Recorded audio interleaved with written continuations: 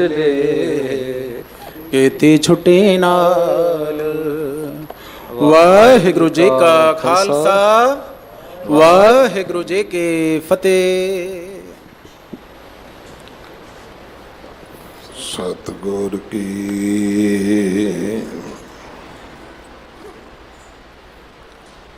जिसनों मत आवे सो सतगुर माहे समाना।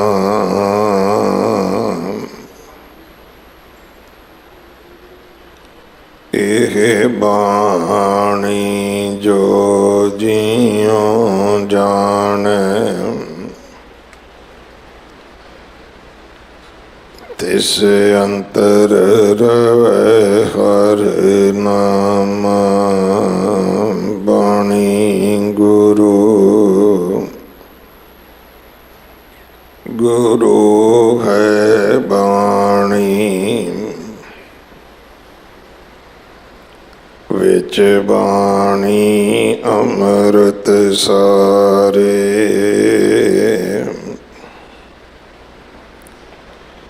गुर बाणी कहे सेवक जन माने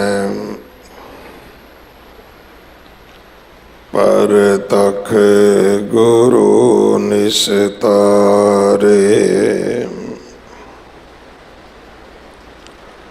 बाणी बिरलो विचार सी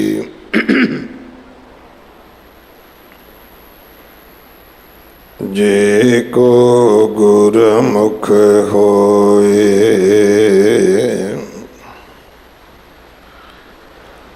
एह बाणी महापुरख की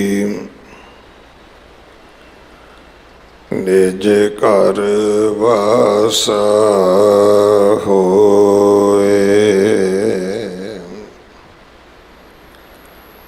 गौड़ी महला पंजवा जिस सिमरत दुख सब जाए। नाम रतन बस मन आए। जप मन मेरे गोविंद की बाणी। साधु जन राम रसन वखाणी। रहाओ इकस बिन नाही दूजा कोय। जहाँ की दृष्ट सदा सुख होए। साजन मीत सखा कर एक। हर हर अखर मन में लेख। रव रहे सरबत स्वामी। गुण गावे नानक अंतर जामी। रव रहे सरबत स्वामी। गुण गावे नानक अंतर जामी।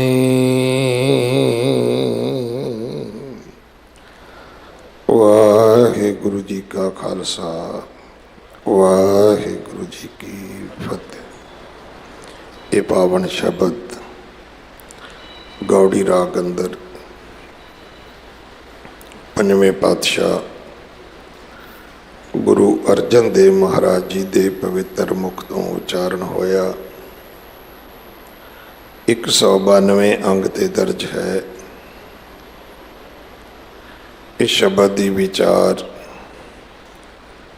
ਗਿਆਨੀ ਗੁਰਬਖਸ਼ ਸਿੰਘ ਜੀ ਗੁਲਸ਼ਨ ਯੂਕੇ ਵਾਲੇ ਆਪ ਜੀ ਨੂੰ ਸਰਵਣ ਕਰਵਾਉਣਗੇ। ਅੱਜ ਆਪ ਜੀ ਦੀ ਵਿਦਾਇਗੀ ਵੀ ਹੈ।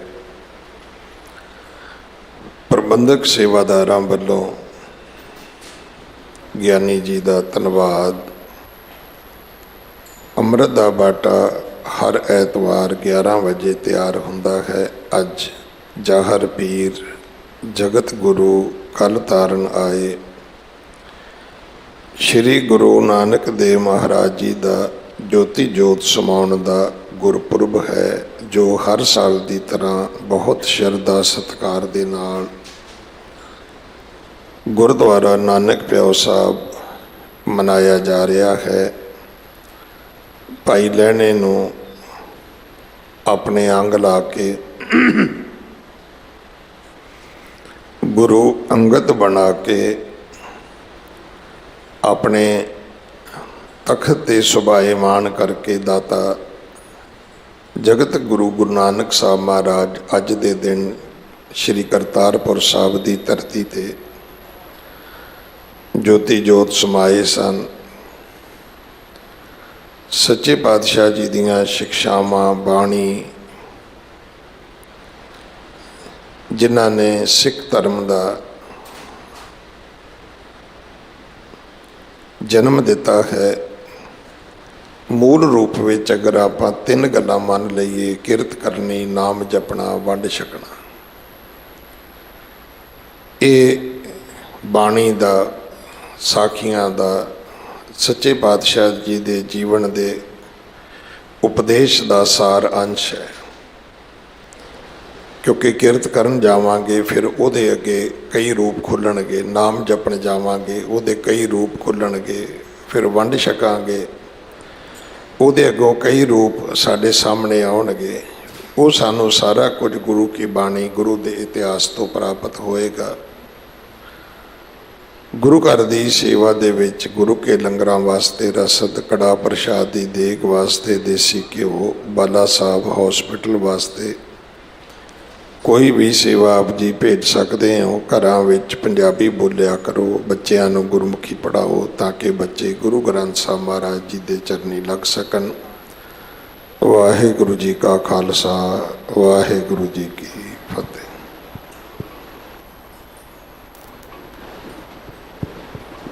ਵਾਹਿਗੁਰੂ।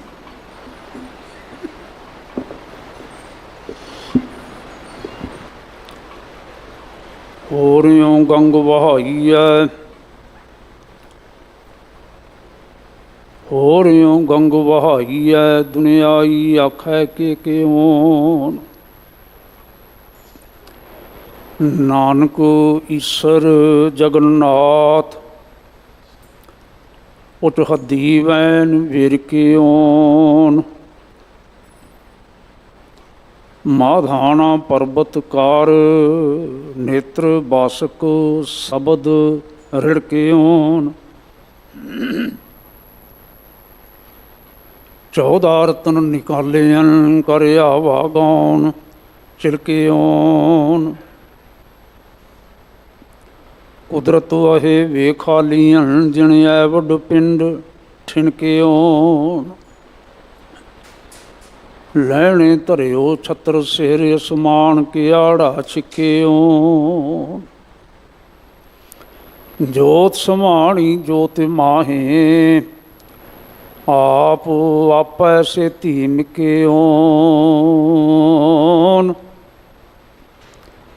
ਜਾਂ ਸੁਧੋ ਸੋ ਤਾਂ ਲੈਣਾ ਟਿਕਿਓਨ।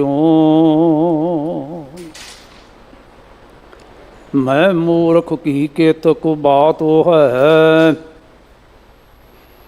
ਕੋਟ ਪਰਾਧੀ ਤਰਿਆ ਰੇ।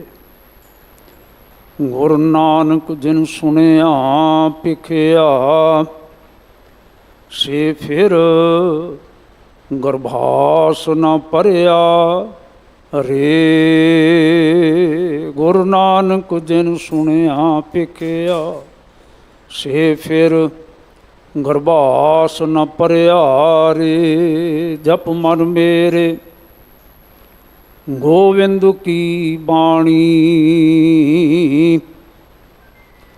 ਸਾਧੂ ਜਨ ਰਾਮ ਰਸਨ ਵਖਾਣੀ। ਜਪ ਮਨ ਮੇਰੇ ਗੋਵਿੰਦ ਕੀ ਬਾਣੀ, ਗੋਵਿੰਦ ਕੀ ਬਾਣੀ, ਗੋਵਿੰਦ ਕੀ ਬਾਣੀ, ਗੋਵਿੰਦ ਕੀ ਬਾਣੀ। ਜਪ ਮਨ ਮੇਰੇ ਗੋਵਿੰਦ ਕੀ ਬਾਣੀ, ਜਪ ਮਨ ਮੇਰੇ ਗੋਵਿੰਦ ਕੀ ਬਾਣੀ। ਜਪ ਮਨ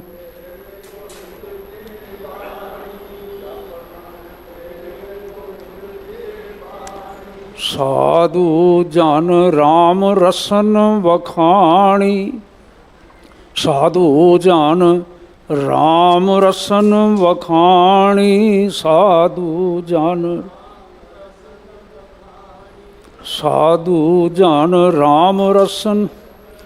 ਜਪ ਮਨ ਮੇਰੇ ਗੋਵਿੰਦ ਕੀ ਬਾਣੀ, ਜਪ ਮਨ ਮੇਰੇ ਗੋਵਿੰਦ ਕੀ ਬਾਣੀ। ਮਨ ਮੇਰੇ ਗੋਵਿੰਦ ਕੀ, ਜਪ ਮਨ ਮੇਰੇ, ਜਪ ਮਨ ਮੇਰੇ ਗੋਵਿੰਦ ਕੀ ਬਾਣੀ। ਜਪ ਮਨ ਮੇਰੇ ਗੋਵਿੰਦ ਕੀ ਬਾਣੀ। ਮਨ ਮੇਰੇ ਗੋਵਿੰਦ ਕੀ, ਜਪ ਮਨ ਮੇਰੇ, ਜਪ ਮਨ ਮੇਰੇ ਗੋਵਿੰਦ ਕੀ ਬਾਣੀ। ਸਾਧੂ ਜਨ ਰਾਮ ਰਸਨ ਵਖਾਣੀ। ਸਤਿਗੁਰੂ ਮਹਾਰਾਜ ਦਾ ਰਹਾਉ ਦੀਆਂ ਇਹਨਾਂ ਪੰਕਤੀਆਂ ਵਾਲਾ ਸ਼ਬਦ ਪੰਜਵੇਂ ਪਾਤਸ਼ਾਹ ਹਜ਼ੂਰ ਦਾ ਉਚਾਰਨ ਕੀਤਾ ਹੋਇਆ, ਜੋ ਗੌੜੀ ਰਾਗ ਦੇ ਵਿੱਚ ਹੈ। ਪੰਜਵੇਂ ਪਾਤਸ਼ਾਹ ਮਹਾਰਾਜ ਦਾ ਉਚਾਰਨ ਕੀਤਾ ਹੋਇਆ ਸ੍ਰੀ ਗੁਰੂ ਗ੍ਰੰਥ ਸਾਹਿਬ ਜੀ ਦੇ ਪੰਨਾ 192 ਤੇ ਸੁਭਾਇਮਾਨ ਹੈ। ਸਾਡੇ ਮਾਣਯੋਗ ਭਾਈ ਸਾਹਿਬ ਜੀ ਦੇ ਪਾਸੋਂ, ਗਿਆਨੀ ਰਣਜੀਤ ਸਿੰਘ ਸਾਹਿਬ ਹੋਰਾਂ ਦੇ ਪਾਸੋਂ ਪਿਆਰ ਨਾਲ ਆਪਾਂ ਨੇ ਸਰਵਣ ਕੀਤਾ। ਉਹਨਾਂ ਤੋਂ ਪਹਿਲਾਂ ਸੰਪੂਰਨ ਆਸਾ ਕੀ ਵਾਰ ਦਾ ਕੀਰਤਨ ਹੋਰ ਸ਼ਬਦਾਂ ਦੇ ਸਹਿਤ ਸਰਵਣ ਕੀਤਾ ਰਾਗੀ ਸਿੰਘਾਂ ਦੇ ਪਾਸੋਂ, ਜਿਹਨਾਂ ਨੇ ਅਖੀਰ ਵਿੱਚ ਸਾਨੂੰ ਸ਼ਬਦ ਸੁਣਾਇਆ। ਕੋਟ ਬ੍ਰਹਮੰਡ ਕੋ ਠਾਕੁਰ ਸੁਆਮੀ ਸਰਬ ਜੀਆਂ ਕਾ ਦਾਤਾ ਰੇ, ਪ੍ਰਤਪਾਲ ਲੈ ਨਿਤ ਸਾਰ ਸੰਭਾਲੈ, ਇੱਕ ਗੁਣ ਨਹੀਂ ਮੂਰਖ ਜਾਤਾ ਰੇ। ਔਰ ਅੰਤ ਵਿੱਚ ਸੀ, ਮੈਂ ਮੂਰਖ ਕੀ ਕੇਤਕ ਬਾਤ ਹੈ, ਕੋਟ ਪਰਾਧੀ ਤਰਿਆ ਰੇ। ਗੁਰ ਨਾਨਕ ਜਿਨ ਸੁਣਿਆ ਪੇਖਿਆ, ਸੇ ਫਿਰ ਗਰਭਾਸ ਨਾ ਭਰਿਆ ਰੇ। ਅਸੀਂ ਨਿਤ ਹੀ ਮਹਾਰਾਜ ਗੁਰੂ ਨਾਨਕ ਸਾਹਿਬ ਸੱਚੇ ਪਾਤਸ਼ਾਹ ਜੀ ਦੇ ਗੁਣ ਗਾਉਂਦੇ ਹਾਂ, ਭਾਵੇਂ ਉਹ ਦੂਜੇ ਸਰੂਪ ਵਿੱਚ ਨੇ ਤੇ ਭਾਵੇਂ ਬਾਕੀ ਸਰੂਪਾਂ ਦੇ ਵਿੱਚ ਨੇ। ਇਹ ਦਰਬਾਰ ਗੁਰੂ ਨਾਨਕ ਸਾਹਿਬ ਸੱਚੇ ਪਾਤਸ਼ਾਹ ਦਾ ਦਰਬਾਰ ਹੈ। ਲੇਕਿਨ ਅੱਜ ਵਿਸ਼ੇਸ਼ ਤੌਰ 'ਤੇ ਜ਼ਿਕਰ ਕਰਨਾ ਇਸ ਲਈ ਬਣਦਾ ਹੈ ਕਿ ਅੱਜ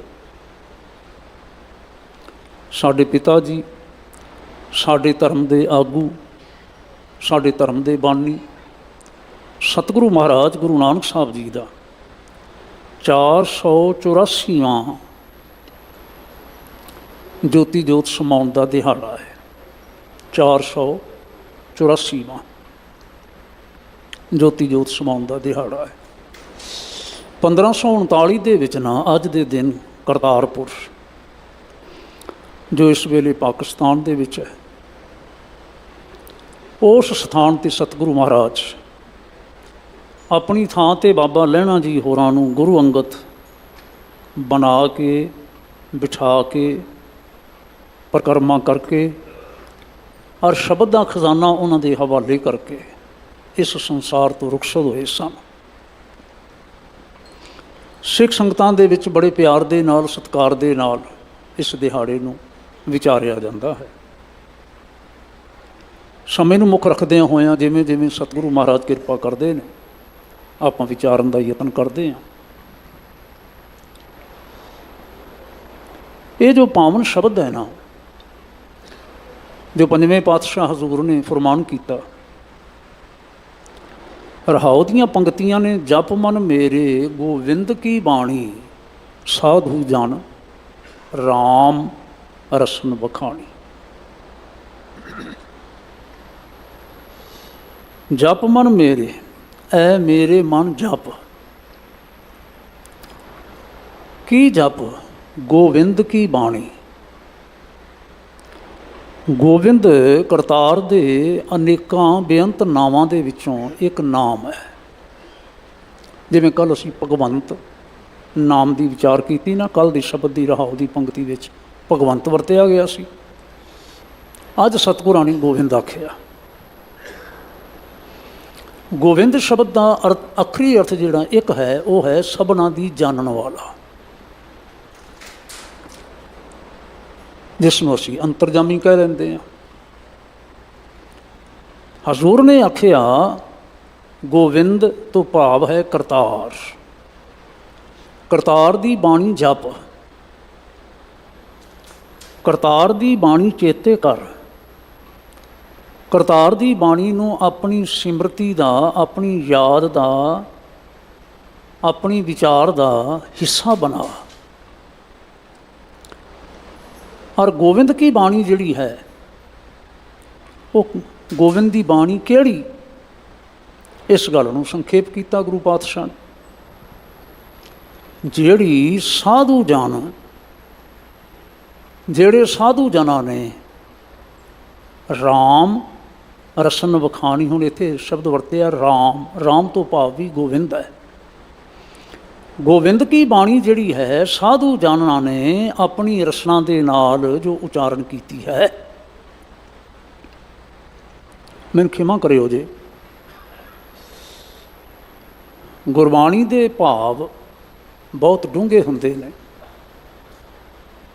ਔਰ ਕਦੀ ਐਸਾ ਨਾ ਮਨ ਵਿੱਚ ਲਿਆਉਣਾ, ਨਾ ਕਰਨ ਵਾਲਿਆਂ ਨੇ ਤੇ ਨਾ ਸੁਣਨ ਵਾਲਿਆਂ ਨੇ, ਕਿ ਜੋ ਅਰਥ ਮੈਂ ਕਰ ਲਏ ਨੇ ਜਾਂ ਜੋ ਮੈਂ ਸਮਝ ਲਏ ਨੇ ਇਹੀ ਅੰਤਮ ਅਰਥ ਨੇ। ਐਸਾ ਨਹੀਂ ਹੈ।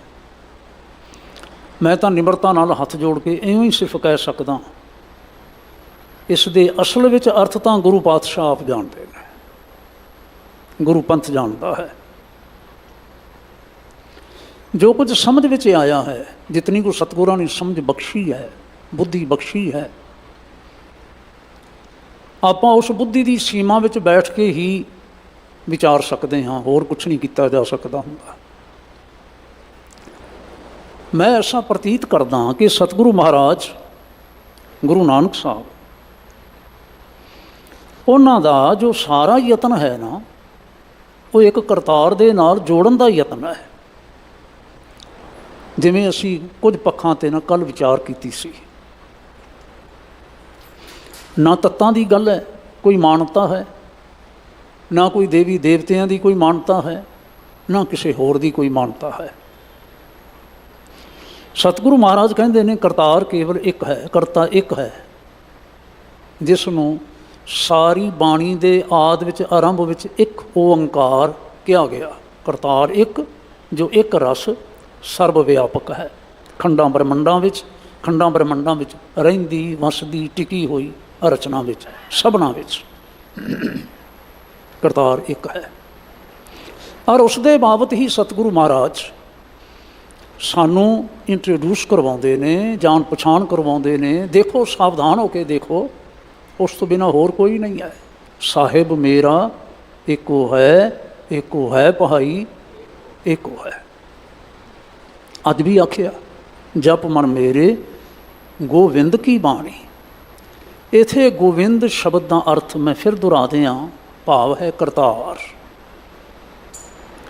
ਜਿਸ ਨੂੰ ਅਸੀਂ ਬਾਕੀ ਹੋਰ ਨਾਵਾਂ ਨਾਲ ਵੀ ਯਾਦ ਕਰ ਲੈਂਦੇ ਹਾਂ। ਅਕਾਲ ਪੁਰਖ ਵੀ ਕਹਿ ਲੈਂਦੇ ਹਾਂ, ਵਾਹਿਗੁਰੂ ਵੀ ਕਹਿ ਲੈਂਦੇ ਹਾਂ, ਹੋਰ ਕਿਤਨੇ ਸਾਰੇ ਜੋ ਕੀਰਤਮ ਨਾਮ ਜਿਨ੍ਹਾਂ ਨੂੰ ਆਖਿਆ ਗਿਆ ਹੈ ਉਹ ਵੀ ਅਸੀਂ ਵਰਤ ਲੈਂਦੇ ਹਾਂ। ਪਰ ਸਿੱਖੀ ਮੰਡਲ ਦੇ ਵਿੱਚ ਜੋ ਪ੍ਰਸਿੱਧ ਪ੍ਰਚਲਿਤ ਨਾਮ ਨੇ ਅਸੀਂ ਅਕਸਰ ਉਹ ਵਰਤਦੇ ਹਾਂ, ਤਾਂ ਕਿ ਜਿਹੜੀ ਸਿੱਖ ਧਰਮ ਦੇ ਨਿਰਾਲੇਪਣ ਵਾਲੀ ਜਿਹੜੀ ਬਾਤ ਹੈ ਨਾ, ਉਹ ਵੀ ਸਾਡੀ ਵਿਚਾਰ ਦੇ ਵਿੱਚ ਲਗਾਤਾਰ ਉਹ ਟਿਕੀ ਰਵੇ ਅਤੇ ਪ੍ਰਗਟ ਹੁੰਦੀ ਰਵੇ। ਗੋਬਿੰਦ ਦੀ ਬਾਣੀ ਕੀ ਹੈ? ਸਾਧੂ ਜਨ ਰਸਨ ਬਖਾਣੀ, ਰਾਮ ਗੋਬਿੰਦ ਦੀ ਬਾਣੀ ਜਿਹੜੀ ਸਾਧੂ ਜਨਾਂ ਨੇ ਆਪਣੀ ਰਸਨਾ ਦੇ ਨਾਲ ਆਖੀ। ਕਿਹੜੇ ਸਾਧੂ ਜਨਾਂ ਨੇ ਆਖੀ? ਅਗਲਾ ਸਵਾਲ ਪੈਦਾ ਹੋਏਗਾ। ਆਖੀ ਜਿਹੜੀ ਆਖਦੇ ਹਨ, ਕਿਹੜੇ ਸਾਧੂ ਜਨ? ਸਾਧੂ ਜਨ ਉਹ ਨੇ ਜਿਨ੍ਹਾਂ ਦਾ ਜੀਵਨ ਤਨ ਮਨ ਆਦਿ ਮੁਕੰਮਲ ਤੌਰ 'ਤੇ ਸਾਧਿਆ ਹੋਇਆ ਹੈ, ਜਿਹੜੇ ਕੇਵਲ ਉਸ ਕਰਤਾਰ ਦੇ ਨਾਲ, ਗੋਬਿੰਦ ਦੇ ਨਾਲ ਲਗਾਤਾਰ ਅਭੇਦ ਹੋਏ ਹੋਏ ਨੇ। ਉਹਨਾਂ ਨੂੰ ਮਹਾਂਪੁਰਖ ਵੀ ਆਖਿਆ ਗਿਆ। ਮਾਣਯੋਗ ਗਿਆਨੀ ਜੀ ਹੋਰਾਂ ਦੀ ਨਾ ਇੱਕ ਗੱਲ ਦੀ ਮੈਂ ਤਾਰੀਫ ਹਮੇਸ਼ਾ ਹੀ ਕਰਦਾ। ਰੋਜ਼ਾਨਾ ਤਕਰੀਬਨ ਇਸ ਵੇਲੇ ਇਹ ਇੱਥੇ ਹਾਜ਼ਰੀ ਵਿੱਚ ਸ਼ਾਮਲ ਹੁੰਦੇ ਨੇ ਅਤੇ ਪਹਿਲਾਂ ਨਾ ਇਹ ਪਾਵਨ ਸ਼ਬਦ ਦਾ ਪਾਠ ਵੀ ਸਾਨੂੰ ਸਰਵਣ ਕਰਵਾਉਂਦੇ ਨੇ। ਪਰ 2-2 ਪੰਕਤੀਆਂ ਦੇ 3 ਹਿੱਸੇ ਨਾਲ ਲਗਾਤਾਰ ਹਰ ਰੋਜ਼ ਹੀ ਸੁਣਾਉਂਦੇ ਨੇ। ਅਸੀਂ ਸ਼ਾਇਦ ਮਨ ਵਿੱਚ ਸੋਚਦੇ ਹੋਈਏ ਵੀ ਹੋਰ ਇਹਨਾਂ ਨੂੰ ਸ਼ਬਦ ਹੀ ਕੋਈ ਨਹੀਂ ਆਉਂਦੇ ਹੈਗੇ, ਹੋਰ ਸ਼ਬਦ ਪੜ੍ਹ ਲਿਆ ਕਰਨ। ਐਸਾ ਹੋ ਤਾਂ ਸਕਦਾ ਹੈ, ਪਰ ਮੈਂ ਸਮਝਦਾ ਕਿ ਜਦੋਂ ਅਸੀਂ ਸ਼ਬਦ ਦੀ ਵਿਚਾਰ ਕਰਨ ਵਾਸਤੇ ਜਾ ਰਹੇ ਹਾਂ ਤਾਂ ਜਿਹੜੀਆਂ ਇਹ ਪੰਕਤੀਆਂ ਦੁਹਰਾਉਂਦੇ ਨੇ, ਸਾਡੇ ਧਿਆਨ ਵਿੱਚ ਲਿਆਉਂਦੇ ਨੇ, ਉਹ ਬਹੁਤ ਕੀਮਤੀ ਨੇ, ਬਹੁਤ ਅੱਛੀਆਂ ਨੇ ਅਤੇ ਲਗਾਤਾਰ ਉਹ ਕਹਿੰਦੇ ਰਹਿਣ ਦੇ ਵਿੱਚ ਕੋਈ ਹਰਜ਼ ਨਹੀਂ ਹੋਣਾ ਚਾਹੀਦਾ। ਬਚਨ ਆਖਿਓ ਨੇ ਬਾਣੀ ਗੁਰੂ, ਗੁਰੂ ਹੈ ਬਾਣੀ, ਵਿੱਚ ਬਾਣੀ ਅੰਮ੍ਰਿਤ ਸਾਰੇ, ਗੁਰ ਬਾਣੀ ਕਹੈ ਸੇਵਕ ਜਨ ਮਾਨੈ ਪ੍ਰਤੱਖ ਹੈ, ਗੁਰੂ ਨਿਸਕਾਰੇ। ਫਿਰ ਤੀਜੇ ਪਾਤਸ਼ਾਹ ਜੀ ਨੇ ਇੱਕ ਹੋਰ ਵਚਨ ਆਖਿਆ, ਇਹ ਬਾਣੀ ਮਹਾਂਪੁਰਖ ਕੀ ਨਿਜ ਘਰ ਵਾਸਾ ਹੋਏ। ਮੈਂ ਇਸ ਸ਼ਬਦ ਨੂੰ ਅੱਗੇ ਲੈ ਕੇ ਚੱਲਣਾ ਚਾਹੁੰਦਾ। ਬਾਣੀ ਮਹਾਂਪੁਰਖ ਕੀ, ਕਿਹੜੇ ਮਹਾਂਪੁਰਖ ਦੀ ਬਾਣੀ? ਅਸੀਂ ਜਦੋਂ ਗਿਣਤੀਆਂ ਵਿੱਚ ਪੈ ਜਾਂਦੇ ਹਾਂ ਤਾਂ ਅਸੀਂ ਗਿਣਤੀ ਕਰਦੇ ਹਾਂ ਕਿ 35 ਮਹਾਂਪੁਰਖਾਂ ਦੀ ਬਾਣੀ ਹੈ।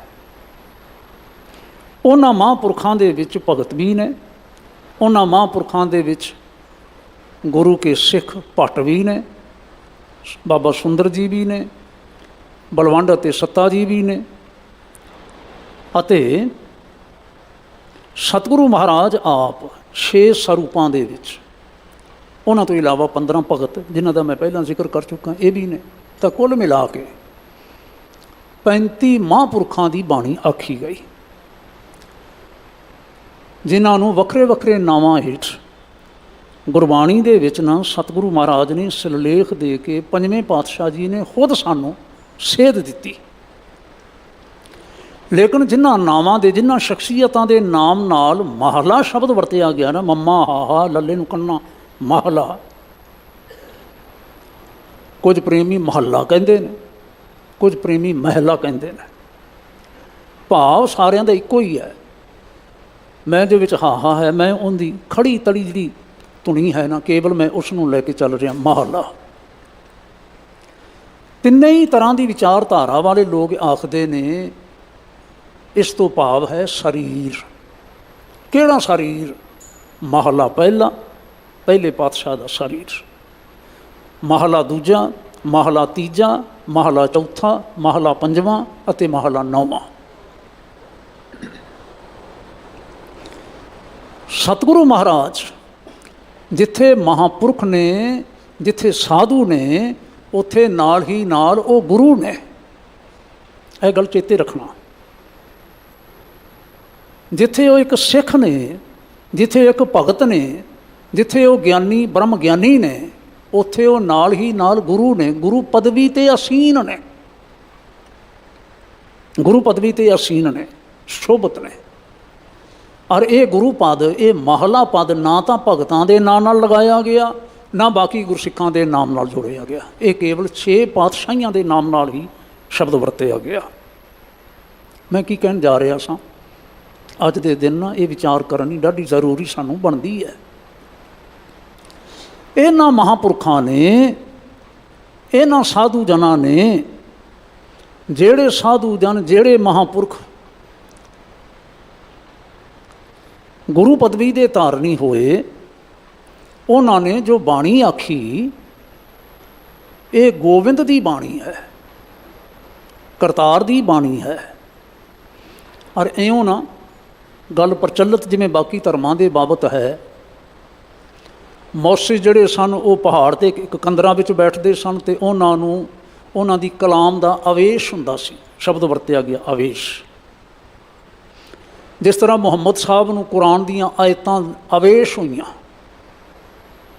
ਨਾਜ਼ਲ ਹੋਈਆਂ, ਉੱਪਰੋਂ ਉਤਰੀਆਂ, ਕਿਉਂਕਿ ਇਹਨਾਂ ਮਹਾਂਪੁਰਸ਼ਾਂ ਨੇ, ਇਹਨਾਂ ਸਾਧੂ ਜਨਾਂ ਨੇ ਜੋ ਕੁਝ ਵੀ ਬਚਨ ਆਖੇ ਉਹ ਸਧਾਰਨ ਬਚਨ ਨਹੀਂ ਸਨ, ਬੋਲ ਨਹੀਂ ਸਨ। ਇਹ ਦਾਅਵਾ ਕੀਤਾ ਗਿਆ ਕਿ ਜੋ ਬਚਨ ਆਖੇ ਗਏ ਨੇ ਇਹ ਖੁਦਾਈ ਬਚਨ ਨੇ, ਇਹ ਖੁਦਾ ਦੀਆਂ ਬਾਤਾਂ ਨੇ ਜਿਹੜੀਆਂ ਮੂਸਾ ਜੀ ਦੇ, ਮੌਸਿਸ ਦੇ ਰਾਹੀਂ ਸੰਸਾਰ ਵਿੱਚ ਪ੍ਰਗਟ ਹੋਈਆਂ, ਜਿਹੜੀਆਂ ਮੁਹੰਮਦ ਜੀ ਦੇ ਰਾਹੀਂ ਸੰਸਾਰ ਵਿੱਚ ਪ੍ਰਗਟ ਹੋਈਆਂ। ਜੇ ਗੀਤਾ ਦਾ ਉਚਾਰਨ ਕੀਤਾ ਗਿਆ ਅਤੇ ਕ੍ਰਿਸ਼ਨ ਜੀ ਦੇ ਰਾਹੀਂ ਇਹ ਪ੍ਰਗਟ ਹੋਈਆਂ ਆਦਿ। ਔਰ ਤੁਹਾਡੇ ਜ਼ਰੂਰ ਧਿਆਨ ਵਿੱਚ ਹੋਵੇਗਾ ਸਤਿਗੁਰੂ ਮਹਾਰਾਜ ਦਾ ਆਖਿਆ ਹੋਇਆ ਇਹ ਵਚਨ ਕਿ ਅਸੀਂ ਵੀ ਜੋ ਇਹ ਬਾਣੀ ਕਹਿ ਰਹੇ ਹਾਂ, ਇਹ ਬਾਣੀ ਸਾਡੀ ਨਹੀਂ ਹੈ।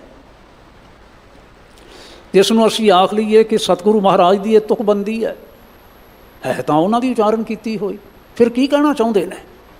ਇਸ ਦੇ ਜਿਹੜੇ ਖਿਆਲਾਤ ਨੇ, ਇਸ ਵਿਚਲਾ ਜਿਹੜਾ ਸੱਚ ਹੈ, ਇਹ ਖਿਆਲਾਤ, ਇਹ ਸੱਚ ਸਾਡਾ ਨਹੀਂ, ਇਹ ਖਿਆਲਾਤ, ਇਹ ਸੱਚ ਰੱਬ ਜੀ ਦਾ ਹੈ।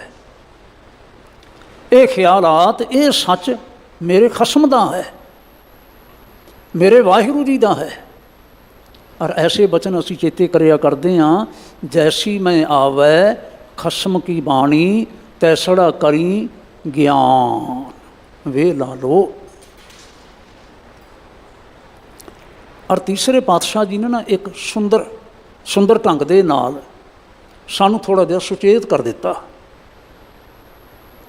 ਭਾਵੇਂ ਪਹਿਲਾਂ ਪਹਿਲ ਬ੍ਰਾਹਮਣ ਹੀ ਗੁਰੂ ਆਖਿਆ ਜਾਂਦਾ ਸੀ, ਮੰਨਿਆ ਜਾਂਦਾ ਸੀ, ਪਰ ਸਿੱਖੀ ਮੰਡਲ ਵਿੱਚ ਜਦੋਂ ਗੁਰੂ ਨਾਨਕ ਸਾਹਿਬ ਜੀ ਨੂੰ ਗੁਰੂ ਆਖਿਆ ਗਿਆ, ਉਹਨਾਂ ਨੇ ਬਾਣੀ ਉਚਾਰਨ ਕੀਤੀ, ਜਿਸ ਦਾ ਮੈਂ ਸੰਕੇਤਕ ਤੌਰ 'ਤੇ ਪਹਿਲਾਂ ਹਵਾਲਾ ਦਿੱਤਾ ਕਿ ਇਸ ਸੰਸਾਰ 'ਤੇ ਤੁਰਨ ਤੋਂ ਪਹਿਲਾਂ ਸਤਿਗੁਰਾਂ ਨੇ ਸ਼ਬਦ ਕਾ ਖਜ਼ਾਨਾ ਅੰਗਦ ਕੇ ਹਵਾਲੇ ਕੀਆ।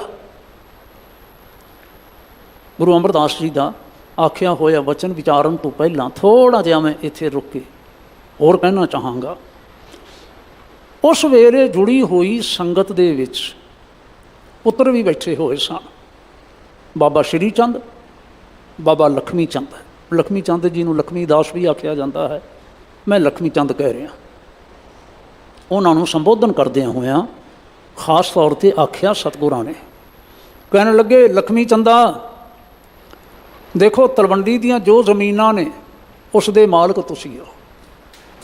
ਕਰਤਾਰਪੁਰ ਦੀ ਜੋ ਜ਼ਮੀਨ ਹੈ ਜਾਂ ਹੋਰ ਜੋ ਭੋਏ ਭਾਂਡਾ ਹੈ, ਸਭ ਕੁਛ ਦੇ ਮਾਲਕ ਤੁਸੀਂ ਹੋ। ਇਹ ਸਾਰਾ ਕੁਝ ਅਸਾਂ ਤੁਹਾਨੂੰ ਸੌਂਪਿਆ, ਲੇਕਿਨ ਸ਼ਬਦ ਦਾ ਖਜ਼ਾਨਾ ਇਹ ਕੇਵਲ ਅੰਗਦ ਦੀ ਝੋਲੀ ਵਿੱਚ ਪਾਇਆ ਹੈ ਅਤੇ ਇਸ ਦਾ ਮਾਲਕ, ਇਸ ਦਾ ਵਾਰਸ ਕੇਵਲ ਅੰਗਦ ਹੈ।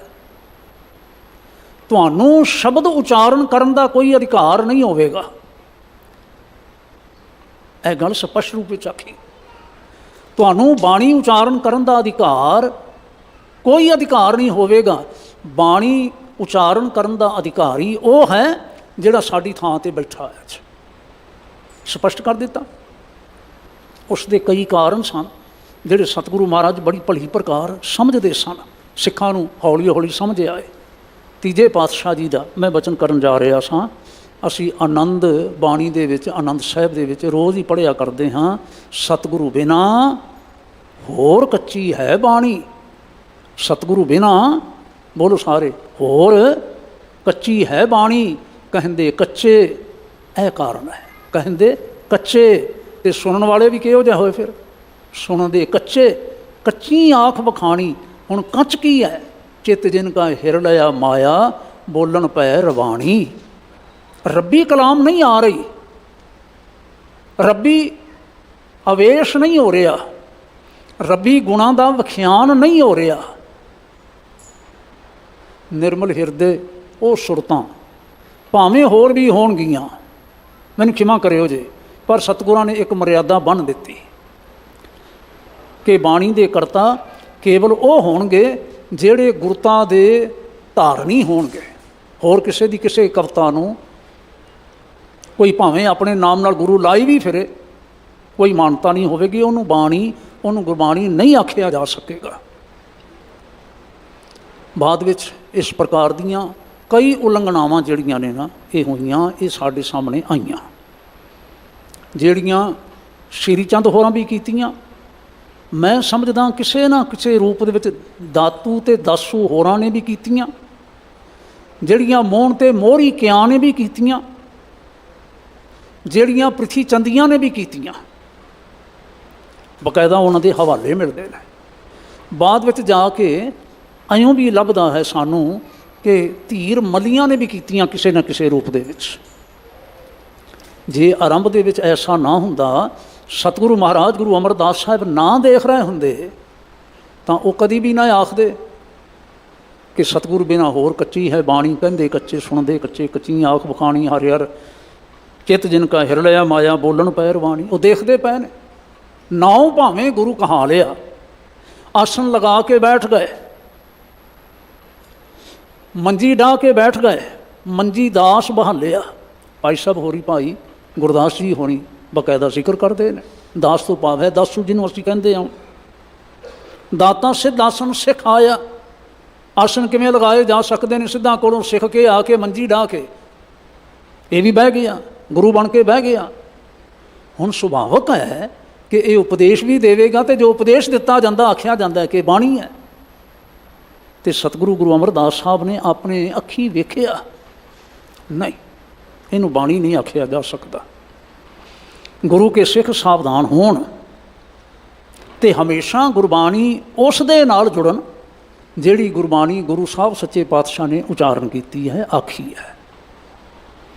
ਔਰ ਮੈਂ ਸੰਖੇਪਤਾ ਦੇ ਨਾਲ ਅੱਜ ਦੇ ਸਮੇਂ ਦੀ ਗੱਲ ਸਾਡੇ ਧਿਆਨ ਵਿੱਚ ਲਿਆਉਂਦਿਆਂ ਹੋਇਆਂ ਜੇ ਮੈਂ ਕਹਿ ਦਿਆਂ ਕਿ ਉਹਨਾਂ ਦੀ ਬਾਣੀ, 6 ਗੁਰੂ ਸਾਹਿਬਾਨ ਦੀ ਬਾਣੀ, 9ਵੇਂ ਪਾਤਸ਼ਾਹ ਦੀ ਬਾਣੀ ਜੋ 10ਵੇਂ ਪਾਤਸ਼ਾਹ ਜੀ ਨੇ ਦਰਜ ਕੀਤੀ ਸਮੇਂ ਨਾਲ ਸ੍ਰੀ ਗੁਰੂ ਗ੍ਰੰਥ ਸਾਹਿਬ ਦੇ ਵਿੱਚ, ਉਸ ਬਾਣੀ ਦੇ ਨਾਲ ਜਿੱਥੇ ਭਗਤਾਂ ਦੀ ਬਾਣੀ ਦਰਜ ਹੈ, ਜਿੱਥੇ ਭੱਟ ਸਾਹਿਬਾਨ ਦੀ ਬਾਣੀ ਦਰਜ ਹੈ, ਜਿੱਥੇ ਤਿੰਨਾਂ ਗੁਰਸਿੱਖਾਂ ਦੀ ਬਾਣੀ ਦਰਜ ਹੈ, ਉਸ ਬਾਣੀ ਨੂੰ ਸਿਰ ਨਿਵਾਉਂਦਿਆਂ ਹੋਇਆਂ, ਸੀਸ ਨਿਵਾਉਂਦਿਆਂ ਹੋਇਆਂ ਸਾਨੂੰ ਇਸ ਭਾਵ ਦੇ ਬਚਨੇ ਆਖੇ ਦਸ਼ਮੇਸ਼ ਜੀ ਨੇ, ਆਗਿਆ ਭਈ ਅਕਾਲ ਕੀ ਤਭੀ ਚਲਾਇਓ ਪੰਥ, ਸਭ ਸਿੱਖਣ ਕੋ ਹੁਕਮ ਹੈ, ਹਾਂਜੀ ਗੁਰੂ ਮਾਨਿਓ ਗ੍ਰੰਥ। ਸ੍ਰੀ ਗੁਰੂ ਗ੍ਰੰਥ ਸਾਹਿਬ ਜੀ ਦੇ ਵਿੱਚ ਜੋ ਬਾਣੀ ਦਰਜ ਹੈ, ਉਸ 'ਤੇ ਕਿਸੇ ਪ੍ਰਕਾਰ ਦਾ ਉਟੰਕਨ, ਉਸ 'ਤੇ ਕਿਸੇ ਪ੍ਰਕਾਰ ਦਾ ਸੰਸਾ ਸ਼ੰਕਾ ਨਹੀਂ ਹੋਣਾ ਚਾਹੀਦਾ, ਕਤਈ ਨਹੀਂ ਹੋਣਾ ਚਾਹੀਦਾ। ਨਾ ਸ਼ੰਕਾ ਉਠਾਉਣ ਵਾਲਿਆਂ ਨੂੰ, ਨਾ ਸ਼ੰਕਾ ਮੰਨ ਕੇ ਚੱਲਣ ਵਾਲਿਆਂ ਨੂੰ ਇਹ ਗੱਲ ਪ੍ਰਵਾਨੀ ਜਾ ਸਕਦੀ ਹੈ, ਬਿਲਕੁਲ ਨਹੀਂ ਹੋ ਸਕਦੀ। ਇੱਕ ਵਚਨ ਮੈਂ ਜ਼ਰੂਰ ਆਪ ਜੀ ਦੇ ਧਿਆਨ ਵਿੱਚ ਲਿਆਵਾਂਗਾ। ਜਦੋਂ ਗੋਬਿੰਦ ਕੀ ਬਾਣੀ ਆਖੀ ਸਤਿਗੁਰੂ ਸੱਚੇ ਪਾਤਸ਼ਾਹ ਜੀ ਨੇ, ਤੇ ਗੋਬਿੰਦ ਕੀ ਬਾਣੀ ਤੋਂ ਭਾਵ ਹੈ ਉਹ ਬਾਣੀ ਜਿਹੜੀ ਗੋਬਿੰਦ ਦੇ ਗੁਣਾਂ ਦਾ ਅਹਿਸਾਸ ਕਰਵਾਉਂਦੀ ਹੈ, ਜਿਹੜੀ ਗੋਬਿੰਦ ਦੇ ਗੁਣਾਂ ਦਾ ਅਹਿਸਾਸ ਕਰਵਾਉਂਦੀ ਹੈ। ਤੁਸੀਂ ਧਿਆਨ ਕਰੋਗੇ, ਸਤਿਗੁਰੂ ਮਹਾਰਾਜ ਸਭ ਤੋਂ ਪਹਿਲਾਂ ਆਪ ਬਾਣੀ ਉਚਾਰਨ ਵਾਲੇ ਨੇ। ਉਹਨਾਂ ਦੀ ਬਾਣੀ ਦੀ ਵਿਆਖਿਆ ਸਰੂਪ ਦੂਜੇ ਪਾਤਸ਼ਾਹ ਗੁਰੂ ਅੰਗਦ ਸਾਹਿਬ, ਜਿਨ੍ਹਾਂ ਨੇ ਸਭ ਤੋਂ ਪਹਿਲਾਂ ਪਹਿਲ ਕੀਤੀ ਗੁਰੂ ਨਾਨਕ ਸਾਹਿਬ ਜੀ ਦੀ ਬਾਣੀ ਦੀ ਵਿਆਖਿਆ ਸਰੂਪ ਰਚਨਾ ਕਰਨ ਵਿੱਚ, ਤੀਜੇ, ਚੌਥੇ, ਪੰਜਵੇਂ ਅਤੇ 9ਵੇਂ ਪਾਤਸ਼ਾਹ। ਲੇਕਿਨ ਸਤਿਗੁਰੂ ਗੁਰੂ ਨਾਨਕ ਸਾਹਿਬ ਜੀ ਨੇ ਆਪਣੀ ਰਚਿਤ ਬਾਣੀ ਦੇ ਵਿੱਚ ਕੋਈ ਜ਼ਿਕਰ ਨਹੀਂ ਕੀਤਾ ਸਾਡੇ ਪਿਤਾ ਜੀ ਦਾ ਨਾਮ ਇਹ ਸੀ, ਸਾਡੇ ਮਾਤਾ ਜੀ ਦਾ ਨਾਮ ਇਹ ਹੈ, ਸਾਡੇ ਪੁੱਤਰਾਂ ਦਾ ਨਾਮ ਇਹ ਹੈ, ਸਾਡੀ ਭੈਣ ਦਾ, ਸਾਡੀ ਬੇਬੇ ਜੀ ਦਾ ਨਾਮ ਇਹ ਹੈ। ਕਿਤੇ ਜ਼ਿਕਰ ਹੋਇਆ? ਨਾ ਦੂਜਿਆਂ ਨੇ, ਤੀਜਿਆਂ ਨੇ, ਚੌਥਿਆਂ ਨੇ, ਪੰਜਵਿਆਂ ਨੇ, ਨਾ 9ਵਿਆਂ ਨੇ। ਐਸਾ ਕੋਈ ਜ਼ਿਕਰ ਨਹੀਂ ਕੀਤਾ।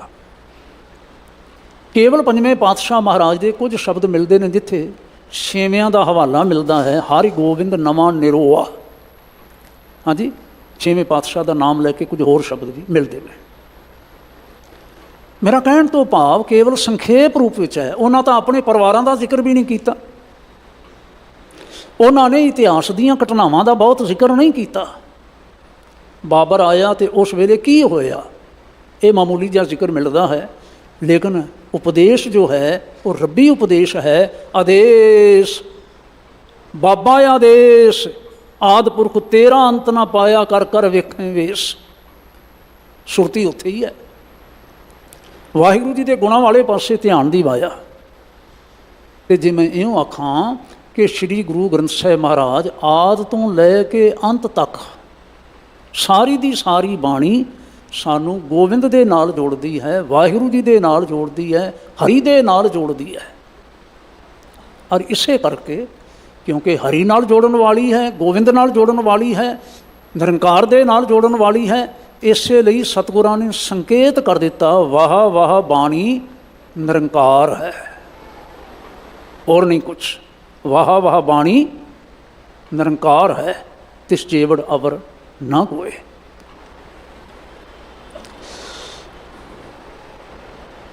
ਸ਼ਬਦ ਦੀ ਥੋੜ੍ਹੀ ਜਿਹੀ ਅਖਰੀ ਵਿਚਾਰ ਆਪਾਂ ਕਰ ਲਈਏ ਹੋਰ ਇਸ ਪ੍ਰਸੰਗ ਨੂੰ ਸਮਝਦਿਆਂ ਹੋਇਆਂ। ਬਾਕੀ ਆਪਾਂ ਕੁਝ ਇਤਿਹਾਸਕ ਬਾਤ ਫਿਰ ਕਰਦੇ ਹਾਂ। ਸਤਿਗੁਰੂ ਗੁਰੂ ਨਾਨਕ ਸਾਹਿਬ ਜੀ ਦੀ ਜੋ ਬਖਸ਼ਿਸ਼ ਹੈ। ਇੱਥੇ ਜਦੋਂ ਆਖਿਆ ਜਪ ਮਨ ਮੇਰੇ ਗੋਬਿੰਦ ਕੀ ਬਾਣੀ, ਸਾਧੂ ਜਨ ਰਾਮ ਰਸਨ ਵਖਾਣੀ। ਹਮੇਸ਼ਾ ਤੁਸੀਂ ਸਾਰੇ ਗੋਬਿੰਦ ਦੀ ਭਾਵ ਪਰਮੇਸ਼ਰ ਦੀ, ਵਾਹਿਗੁਰੂ ਜੀ ਦੀ ਬਾਣੀ ਜਪੋ।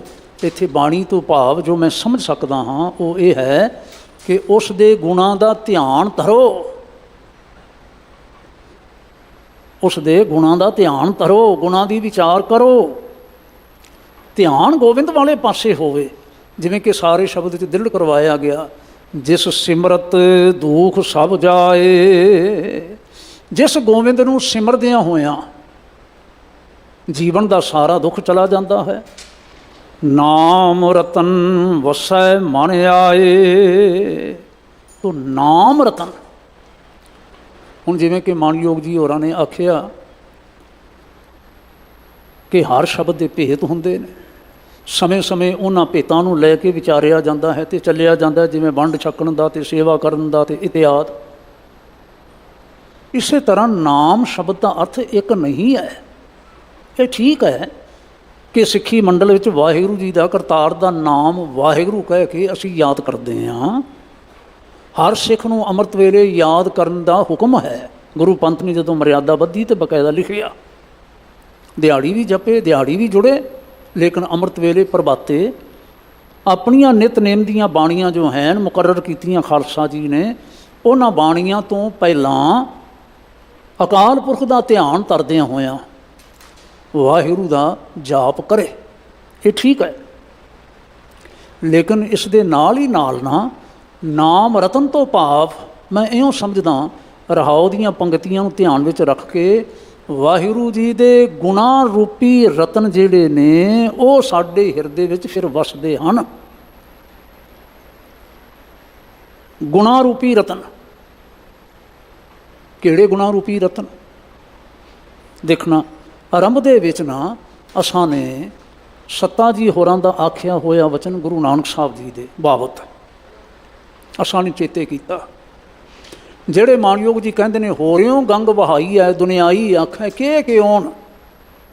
ਸਤਿਗੁਰੂ ਮਹਾਰਾਜ ਦੀ ਸਾਰੀ ਉਮਰ ਦੀ ਘਾਲਣਾ ਇਸ ਗੱਲ 'ਤੇ ਟਿਕੀ ਹੋਈ ਹੈ ਕਿ ਦੁਨੀਆ ਆਖਦੀ ਪਈ ਹੈ ਗੁਰੂ ਨਾਨਕ ਨੇ ਕੀ ਕਰ ਦਿੱਤਾ, ਹੋਰਿਓਂ ਗੰਗ ਵਹਾਈ ਹੈ, ਇਹਨੇ ਤਾਂ ਹੋਰ ਹੀ ਗੰਗਾ ਵਹਾ ਦਿੱਤੀ।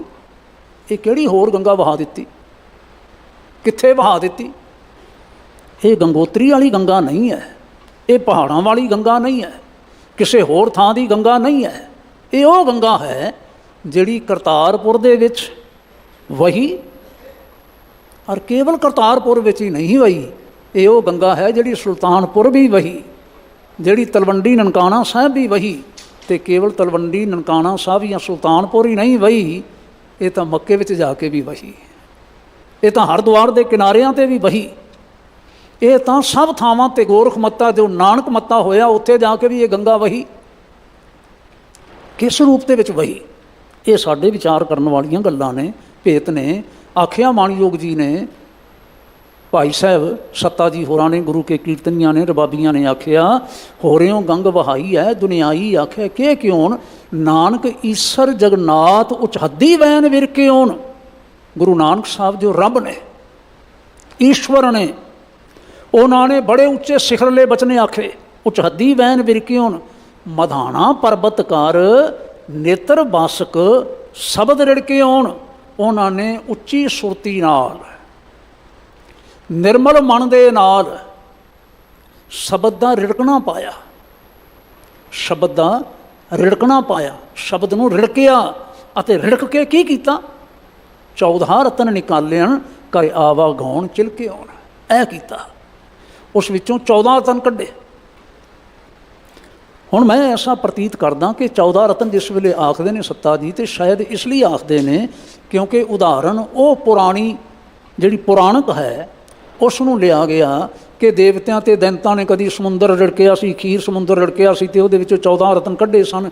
ਵਿੱਚੇ ਕਲਪ ਬਿਰਛ ਵੀ ਸੀ, ਵਿੱਚੇ ਕਾਮਤਹਿਨ ਗਊ ਵੀ ਸੀ, ਵਿੱਚੇ ਅਪਛਰਾ ਵੀ ਸੀ, ਵਿੱਚੇ ਸੁਨਾਗਰ ਮਹਾਨ ਹਕੀਮ ਵੀ ਸੀ, ਜਿੱਥੇ ਬੜੇ ਸੋਹਣੇ ਕੰਨਾਂ ਵਾਲਾ ਜਿਹਨੂੰ ਦਰਿਆਈ ਘੋੜਾ ਆਖਦੇ ਨੇ ਉਹ ਵੀ ਸੀ, ਅਤੇ ਕੁਝ ਹੋਰ ਵਸਤੂਆਂ ਸਨ।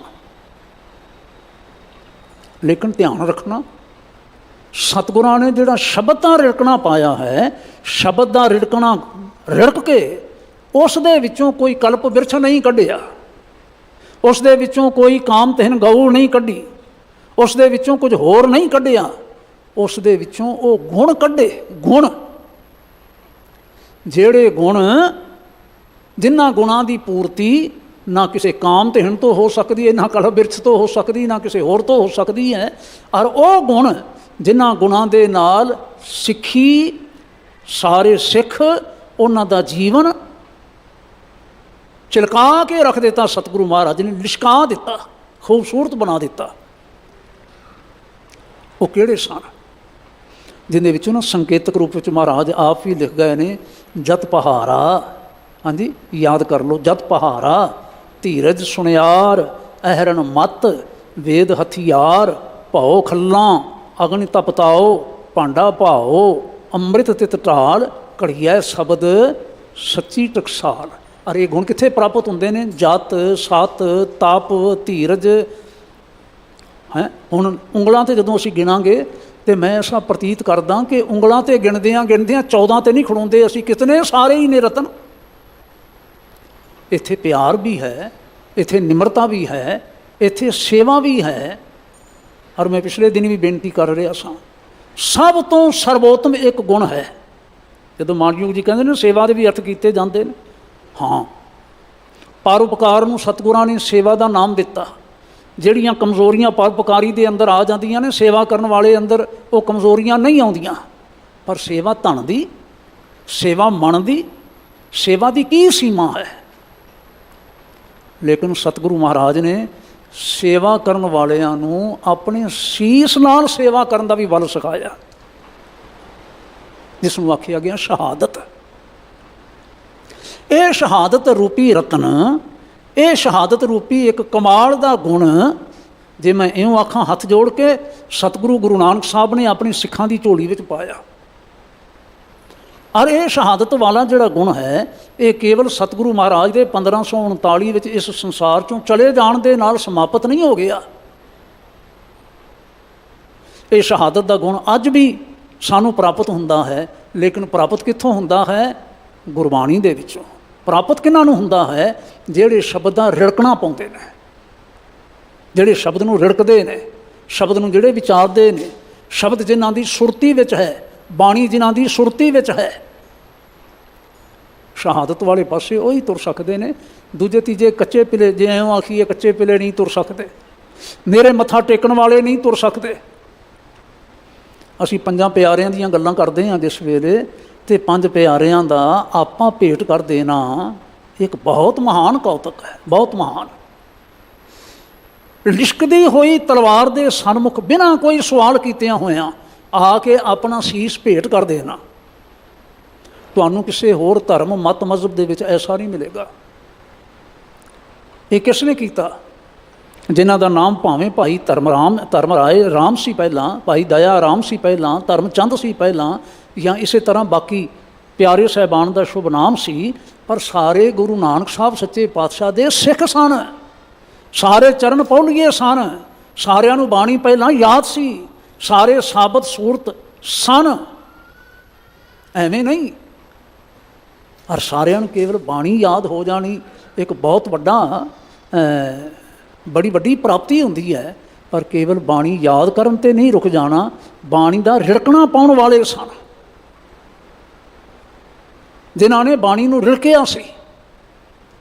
ਔਰ ਰਿੜਕਣ ਵਾਲਿਆਂ ਦੇ ਅੰਦਰ ਹੀ ਇਹ ਸਾਰੇ ਸ਼ੁਭ ਗੁਣ ਜਿਹੜੇ ਨੇ ਨਾ, ਇਹ ਉੱਭਰ ਕੇ ਸਾਹਮਣੇ ਆਉਂਦੇ ਨੇ। ਮੈਂ ਇੱਕ ਬੇਨਤੀ ਕਰਾਂ, ਅੱਜ ਦੇ ਦਿਨ ਨੂੰ ਧਿਆਨ ਵਿੱਚ ਰੱਖਦਿਆਂ ਹੋਇਆਂ, ਸਾਰੀ ਦੁਨੀਆ ਵਿੱਚ, ਸਾਰੇ ਸੰਸਾਰ ਵਿੱਚ, ਕੇਵਲ ਸਿੱਖ ਸੰਸਾਰ ਨਹੀਂ, ਆਲ ਵਰਲਡ ਜਿਸ ਨੂੰ ਮੈਂ ਕਹਿ ਰਿਹਾ, ਇਸ ਪਾਸੇ ਦੇ ਦੂਰ ਦੁਰਾਡੇ ਦੇ ਕੰਟਰੀ ਨਿਊਜ਼ੀਲੈਂਡ ਅਤੇ ਆਸਟ੍ਰੇਲੀਆ, ਦੂਜੇ ਪਾਸੇ ਦੇ ਅਮਰੀਕਾ ਅਤੇ ਕੈਨੇਡਾ, ਸਾਰਾ ਯੂਰਪ ਜਾਂ ਆਪਣਾ ਏਸ਼ੀਆ ਅਤੇ ਹੋਰ ਸਾਰੇ, ਮੈਨੂੰ ਅਕਸਰ ਜਾਣ ਆਉਣ ਦਾ ਮੌਕਾ ਬਣਦਾ ਹੈ। ਜਿੱਥੇ ਵੀ ਤੁਸੀਂ ਜਾਓ ਉੱਥੇ ਹੀ ਸਿੱਖਾਂ ਦੀ ਤਾਰੀਫ ਕੀਤੀ ਜਾਂਦੀ ਹੈ, ਸਿੱਖਾਂ ਦੀ ਤਾਰੀਫ ਕੀਤੀ ਜਾ ਰਹੀ ਹੈ, ਸਿੱਖਾਂ ਨੂੰ ਸੀਨੇ ਨਾਲ ਲਾਇਆ ਜਾ ਰਿਹਾ ਹੈ। ਸਿੱਖਾਂ ਦੀ ਕਿਤੇ ਬਹੁਤ ਗਿਣਤੀ ਹੈ, ਬਹੁਤ ਗਿਣਤੀ ਨਹੀਂ ਹੈ। ਫਿਰ ਅਸੀਂ ਵਿਚਾਰਨਾ ਹੋਵੇ ਕਿ ਸਾਡੇ ਕੋਲ ਕਿਹੜੀ ਗੱਲ ਹੈ ਖਾਸ ਜਿਸ ਕਰਕੇ ਸਾਨੂੰ ਸਾਰੇ ਆਪਣੇ ਕੋਲ ਬਿਠਾਉਣਾ ਚਾਹੁੰਦੇ ਨੇ, ਸਾਨੂੰ ਮਾਣ ਦੇਣਾ ਚਾਹੁੰਦੇ ਨੇ, ਸਾਨੂੰ ਅੱਗੇ ਲਾ ਕੇ ਚੱਲਣਾ ਚਾਹੁੰਦੇ ਨੇ, ਸਾਡੀ ਹਮਾਇਤ ਵਿੱਚ ਖੜ੍ਹੇ ਹੁੰਦੇ ਨੇ। ਅਤੇ ਖਿਮਾ ਕਰਿਓ ਜੇ, ਧਿਆਨ ਰੱਖਿਓ ਜੇ, ਸਿੱਖਾਂ ਦੇ ਕੋਲ ਹੋਰ ਵਿਸ਼ੇਸ਼ ਕੁਛ ਵੀ ਨਹੀਂ ਜੇ। ਸਿੱਖਾਂ ਦੀ ਝੋਲੀ ਵਿੱਚ ਮਹਾਰਾਜ ਗੁਰੂ ਨਾਨਕ ਸਾਹਿਬ ਸੱਚੇ ਪਾਤਸ਼ਾਹ ਜੀ ਦੀ ਬਾਣੀ ਹੈ, ਉਹਨਾਂ ਦੀ ਬਾਣੀ ਹੈ, ਜਿਸ ਬਾਣੀ ਕਰਕੇ ਅਸੀਂ ਅਮੀਰ ਹਾਂ, ਜਿਸ ਬਾਣੀ ਕਰਕੇ ਸਾਡਾ ਜੀਵਨ ਅਮੀਰ ਹੈ, ਜਿਸ ਬਾਣੀ ਕਰਕੇ ਅਸੀਂ ਸੋਹਣੇ ਲੱਗਦੇ ਹਾਂ। ਕਿਉਂਕਿ ਸਤਿਗੁਰੂ ਮਹਾਰਾਜ ਨੇ ਕੀਤਾ, ਕਰ ਆਵਾ ਗਾਉਣ ਚਿਲਕੇ ਆਉਣ, ਨਾਲ ਪਿਆਰ ਕਰਨ ਵਾਲਾ, ਭਾਵੇਂ ਕੋਈ ਲੁਹਾਰ ਹੱਸੂ ਵਰਗਾ ਸੀ, ਭਾਵੇਂ ਕੋਈ ਸੈਦੋ, ਕੋਈ ਕੁਛ ਸੀ, ਘਈ ਸੀ, ਕੋਈ ਤਰਖਾਣ ਸੀ, ਹਾਂਜੀ, ਕੋਈ ਹੋਰ ਸੀ, ਭਾਵੇਂ ਕੋਈ ਇਹਨਾਂ ਸੰਨਿਆਸੀਆਂ ਵਿੱਚੋਂ, ਜੋਗੀਆਂ ਵਿੱਚੋਂ, ਵੈਸ਼ਨਵਾਂ ਵਿੱਚੋਂ ਕੋਈ ਵੀ ਆਇਆ, ਜਿਹੜਾ ਵੀ ਬਾਣੀ ਨਾਲ ਜੁੜਿਆ, ਸਤਿਗੁਰੂ ਮਹਾਰਾਜ ਨੇ ਸਾਰਿਆਂ ਦਾ ਜੀਵਨ ਲਿਸ਼ਕਾ ਕੇ ਰੱਖ ਦਿੱਤਾ। ਬੁੱਢਾ ਜੀ ਅੱਜ ਸਾਡੇ ਸਤਿਕਾਰ ਦੇ ਕਿੱਡੇ ਵੱਡੇ ਸਤਿਕਾਰ ਦੇ ਪਾਤਰ ਨੇ। ਅਸੀਂ ਸਤਿਕਾਰ ਨਾਲ ਬਾਬਾ ਬੁੱਢਾ ਸਾਹਿਬ ਆਖਦੇ ਹਾਂ, ਬਾਬਾ ਬੁੱਢਾ ਜੀ ਆਖਦੇ ਹਾਂ। ਵਾਹਿਗੁਰੂ, ਤੁਸੀਂ ਧਿਆਨ ਕਰਿਓ ਜੇ, ਉਸ ਵੇਲੇ ਹੀ ਨਹੀਂ, ਅੱਜ ਦੇ ਸਮੇਂ ਵਿੱਚ ਵੀ ਬ੍ਰਾਹਮਣ ਕਿਸੇ ਨੂੰ ਪੁੱਛ ਲਵੋ ਬਈ ਰੰਧਾਵਿਆਂ ਦੀ ਗਿਣਤੀ ਤੁਸੀਂ ਕਿੱਥੇ ਕਰਦੇ ਹੋ, ਜੱਟਾਂ ਦੀ ਗਿਣਤੀ ਤੁਸੀਂ ਕਿੱਥੇ ਕਰਦੇ ਹੋ, ਅਤੇ ਬ੍ਰਾਹਮਣ ਦੱਸ ਦੇਵੇਗਾ ਇਹ ਸ਼ੂਦਰ ਹੀ ਨੇ, ਹੋਰ ਕੀ ਹੈ। ਵਾਹਿਗੁਰੂ, ਸ਼ੂਦਰ ਹੀ ਨੇ। ਲੇਕਿਨ ਸਤਿਗੁਰੂ ਮਹਾਰਾਜ ਨੇ ਸ਼ਬਦ ਨਾਲ ਜੋੜ ਕੇ, ਸ਼ਬਦ ਨਾਲ ਜੋੜ ਕੇ ਆਪਣਾ ਭਾਈ ਬਣਾ ਲਿਆ।